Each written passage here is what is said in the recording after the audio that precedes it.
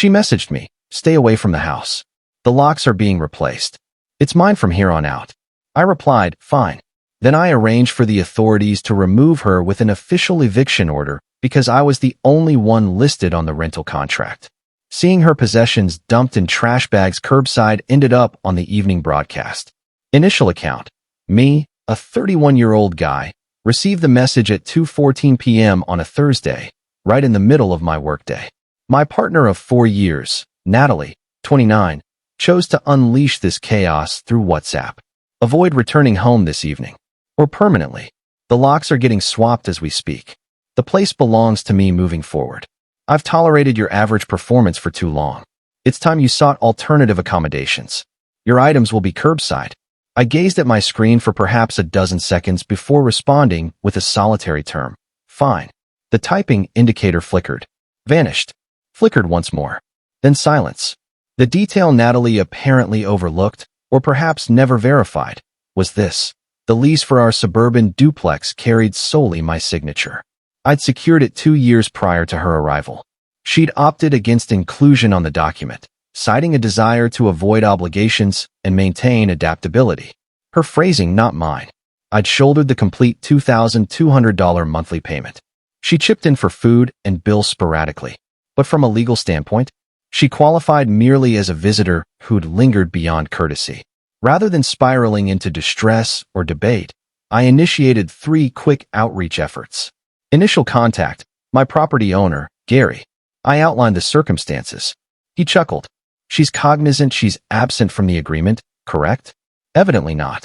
"Shall I join you with the real estate firm's legal counsel?" "That sounds ideal." Subsequent outreach: the county law enforcement office. I clarified my status as exclusive renter and described my cohabiting partner's bid for unlawful ouster. They confirmed dispatch of personnel. Tertiary outreach: my pal Derek, owner of a utility vehicle and holder of an empty Thursday schedule. "Require assistance with relocation?" He inquired post-explanation. "Not relocating. Ousting." "Damn. Count me in with Carlos and the ice chest." By 3:30 p.m., I positioned myself beyond my residence alongside an impressive assembly. Gary arrived with the estate solicitor, Janet. A pair of county officers attended. Derek arrived alongside Carlos and, as promised, a chilled container of brews for afterward, naturally. Natalie had, in fact, installed fresh hardware. The gleaming new bolt was visible from the roadway. My possessions, apparel, entertainment system, musical instrument, lay scattered across the grass. Portions in waste liners. Others simply exposed. The woman officer rapped. "County enforcement here. Kindly unlock the entrance." Natalie answered clad in attire I could only term her executive dominance ensemble. Tailored jacket, elevated footwear, comprehensive cosmetics. She'd prepared for her triumphant maneuver. Officials. Impeccable arrival. "This individual," she gestured toward me, "is unlawfully occupying my domain." The officer glanced toward Janet, who advanced bearing the rental document. "Madam, are you Natalie Morrison?" "Affirmative." "And are you informed that this dwelling is rented exclusively to—" She consulted the document, "Mr. Daniel Reeves?" Natalie's expression remained stoic. "We've shared this space for 2 years. That renders it jointly mine. Equitable partnership." Janet let out a brief scoff. "That's not the mechanism of equitable spousal union in this jurisdiction. And even supposing it did, that wouldn't confer ownership privileges over another's rental contract." "Madam," the man officer interjected, "we require your rental document or evidence of dwelling entitlement."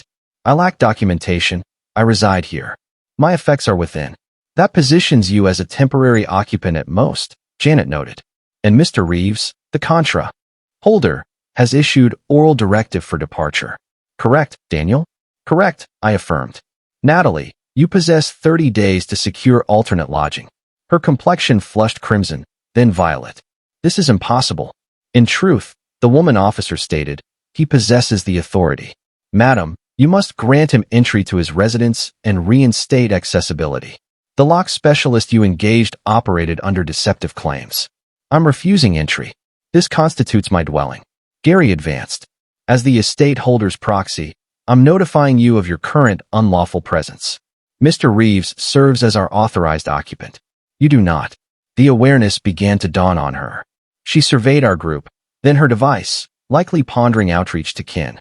Her mother? Her sibling? That legal associate she frequently boasted of, who proved merely an assistant. You must depart the premises immediately, madam, the officer instructed. You may coordinate with Mr. Reeves for retrieval of your effects at a future juncture. My effects? All contents therein belong to me. I curated this environment. I transformed it into a sanctuary. The seating I purchased? I queried evenly. The viewing screen I acquired? The culinary fixtures I obtained? We procured those jointly. Possess any purchase confirmations bearing your designation? Janet inquired amiably. Quietude. Madam, exit the structure, if you please, the officer directed more assertively. Natalie complied, teetering slightly in her authority stilettos. This violates regulations. I'll pursue litigation.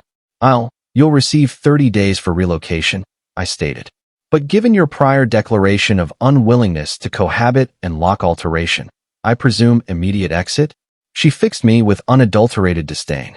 You orchestrated this. No, Natalie, you messaged declaring this your domain and barring my return. I merely clarified the contractual signatory for all involved. Derek and Carlos had discreetly gathered my items from the turf, organizing, inspecting for impairment. Gary summoned his lock technician to reinstall the prior mechanism. Where shall I reside? She insisted. Irrelevant to me. You ought to have considered prior to attempting unlawful displacement from my residence. The ensuing pair of hours proved tumultuous. Addendum 1. The technician arrived in under 45 minutes. During his labor, Natalie lingered on the greensward conducting communications. Abundant weeping, abundant declarations of disbelief at his actions toward her. No immediate refuge materialized, however. Upon lock restoration, the officers emphasized she could access solely under my oversight for overnight necessities. Attire, hygiene items, prescriptions. Nothing further. I require the furnishings. Which furnishings? I inquired. The sleeping ensemble. The one from Ashley Furnishings? Receipt in my correspondence. Care to review? She attempted assertion over the lounge seat, the meal surface, the workstation. Each instance, I presented confirmations. Electronic trails prove invaluable. The sole item she could irrefutably claim? The garish non-representational piece her sibling crafted alongside a contemplation pillow assortment. Janet recorded all via her device. The officer oversaw as she assembled 2 travel cases of apparel and basics. She endeavored to claim the beverage brewer. That belongs to me, I declared. We shared its use. I obtained it pre your arrival. Confirmation via Amazon dispatch from 2019. She thrust it onto the surface with such force I anticipated fracture.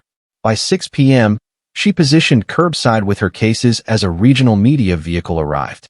Evidently, a proximity resident had reported the theatrical unlawful ouster on our avenue. They'd misconstrued it, however. The correspondent neared Natalie initially, likely due to her evident dishevelment. Cosmetics streaked, coiffure disarrayed, shouting into her communicator. Madam, could you describe the occurrence? Natalie perceived a chance. This individual, indicating me, is expelling me from my abode. Post 4-year partnership, sans forewarning, I returned from employment and secured the entrance for protection due to his volatility, and now he's enforcing my removal. The correspondent's gaze brightened. Conflict captivates, yet Janet interceded. Greetings, I'm Janet Wilmington, estate legal representative. Interested in the rental contract designating this gentleman as exclusive occupant? And the correspondence where this lady instructed him against return, asserting domain? I displayed my device with the captured image. The correspondent's demeanor altered. Madam, did you dispatch this correspondence? Natalie seized her cases. This constitutes persecution. You'll all receive communication from my counsel. She departed briskly along the thoroughfare, dragging her baggage, one caster emitting a theatrical rasp. The media obtained imagery but appeared to discern the account deviated from expectations. Derek, Carlos, and I savored a brew on my veranda, while Gary concluded administrative tasks. You realize she's far from finished, correct? Carlos observed. Indeed, I do. That evening, the communications commenced from her identifier, her siblings, her mother's unidentified contacts. You're devoid of compassion. How could you inflict this on a former beloved? She devoted her prime years to you. You'll rue this. True gentlemen avoid such triviality. I captured all imagery and refrained from reply. Friday dawn, I arose to 62 overlooked summonses. She'd persisted through the night, alternating devices and presumed acquaintances. The recordings spanned tearful regrets to aggressive menaces to peculiar overtures of allure. Darling, my apologies, mere irritation. Let's converse. You despicable failure. May you perish in isolation. Recall that activity you favor? Unattainable henceforth.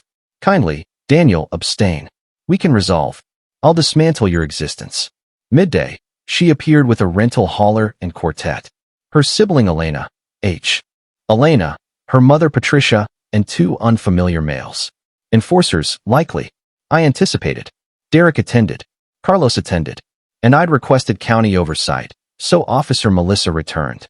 She may retrieve her items, I informed the officer, but I'll record every departure. Patricia advanced confrontationally. How dare you? Following all her contributions to you. Such as what, Patricia? Specify one. She elevated your character. You amounted to nil prior. I maintained identical employment, associates, and leased dwelling pre-her. Precisely what enhancement occurred? Elena interjected. She cherished you. Does that lack value? She endeavored to seize my residence yesterday. That's not affection, that's presumption. Natalie averted my gaze. She guided her enforcers toward furnishings. That belongs to me. I indicated the beverage surface they hoisted.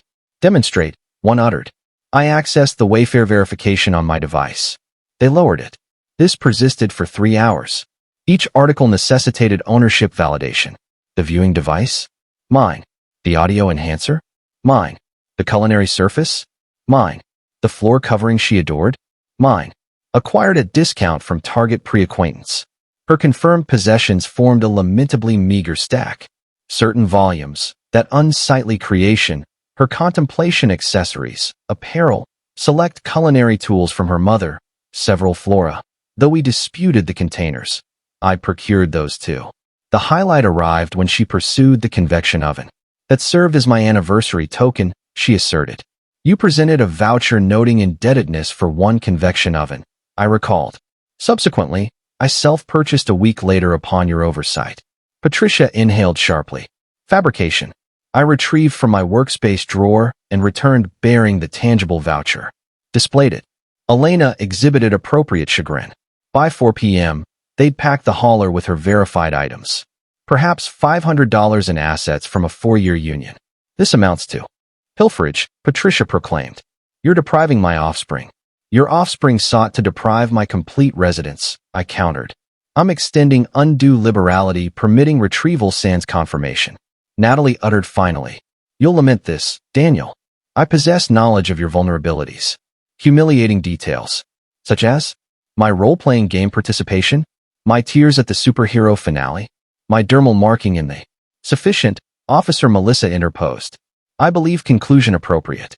They departed with the hauler. I presumed finality. Erroneous. Addendum 2. Saturday morn, I stirred to my online presence erupting. Natalie had detonated comprehensively. She'd disseminated an extended, histrionic declaration across Facebook, Instagram, and X regarding her egotistical former partner rendering her destitute. How I'd exploited her fiscally for years via dependency, then ejected her abruptly. The fictional narrative impressed. Per her account, she'd funded half of all expenses, utter falsehood. I'd segregated her from associates and kin. She encountered them bi-weekly. I'd inflicted psychological torment and dominance. I hadn't protested her excursion to Vegas amid a group including her prior suitor. She'd sought secure departure via lock change, met with reprisal. Certain individuals accepted it. Her network of allies propagated it with ire symbols and gender critiques. Yet then an exquisite development transpired. Derek remarked, curious how you financed that $2,000 accessory recently if so exploited monetarily. My prior cohabitant prenatally, Tom, added, Daniel? Dominant? He permitted your overhaul of his entire abode without objection, despite conversion of his retreat into a wellness area. Then the decisive strike. Natalie's erstwhile confidant Ashley, they'd severed ties over enterprise scheme discord, posted, individual, you explicitly boasted of rent-free existence and accumulation. I retain the exchanges. Ashley shared the captures. Natalie declaring, rationale for rent contribution absent demand, and essentially compensated for companionship. And my favored, upon sufficient accumulation, I'll advance to a possessor of genuine estate, not least. The storyline disintegrated hourly. Natalie erased all, but the web retains eternally. Captures proliferated.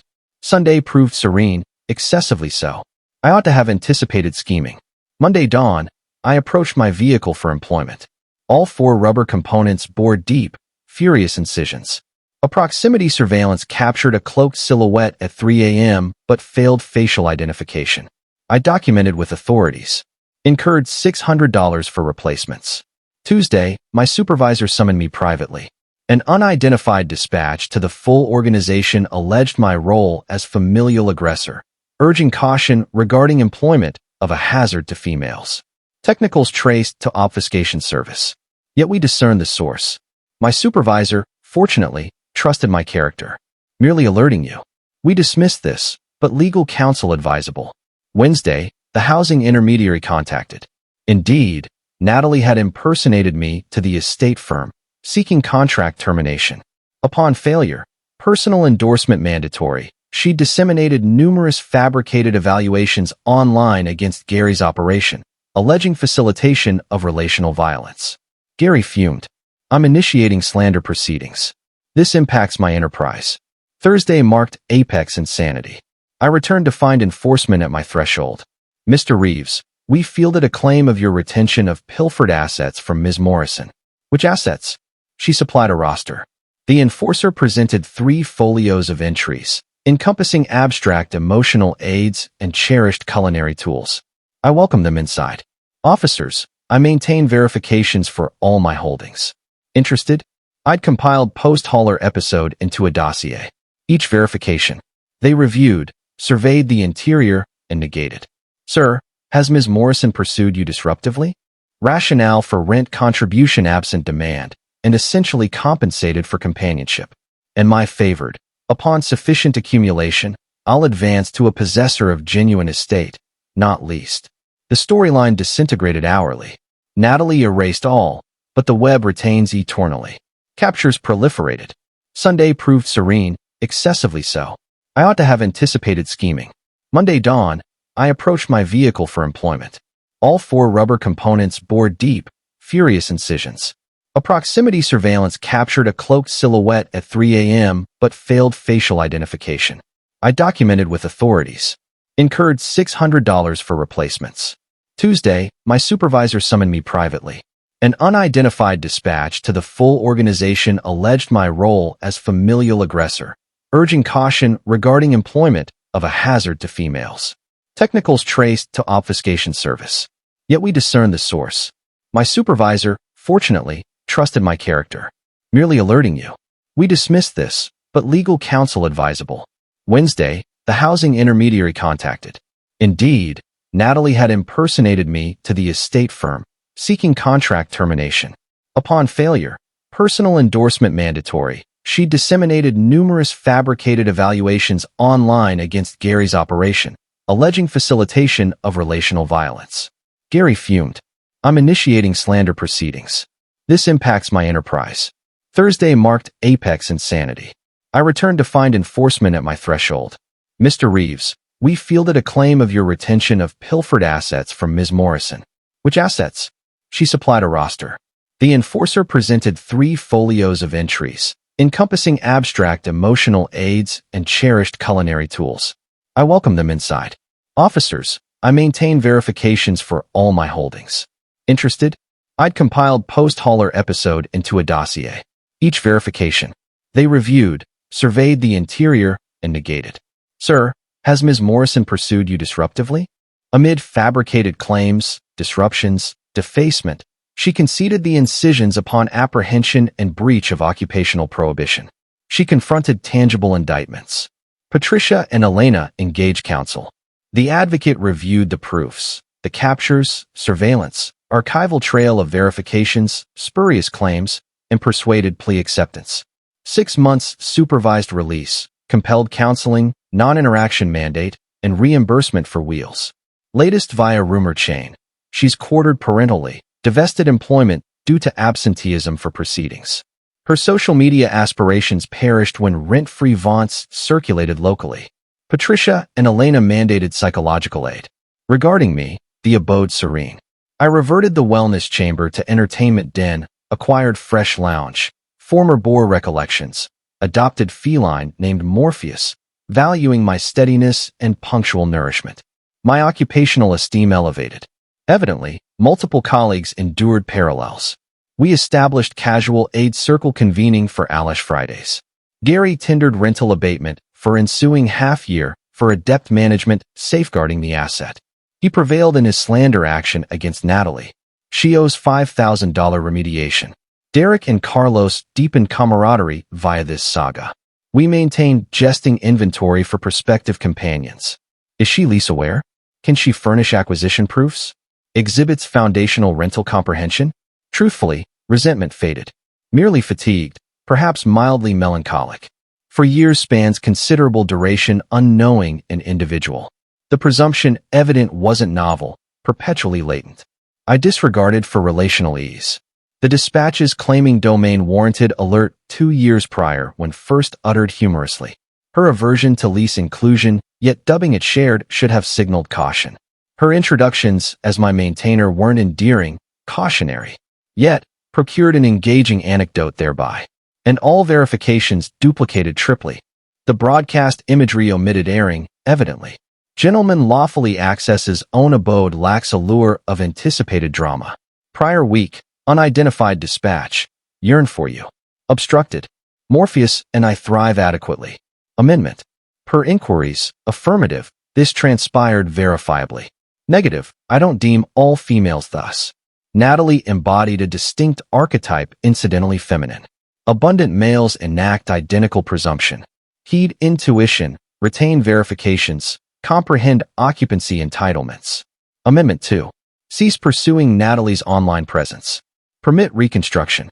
We both require progression. Amendment 3. Morpheus conveys regards, and yes, matrix-derived nomenclature. He opted aggression toward my digits at 3 a.m. today, suiting aptly.